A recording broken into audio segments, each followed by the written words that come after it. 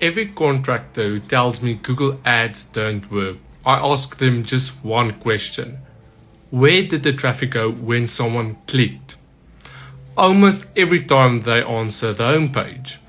And that's your problem right there.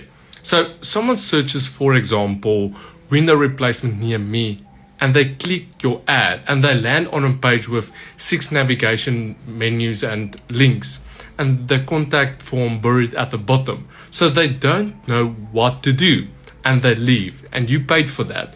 So that's not Google failing, that's a landing page problem.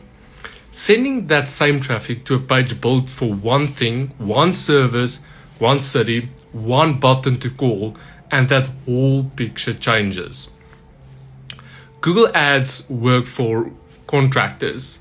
I've seen it too many times, but a broken setup loses money every time on every platform.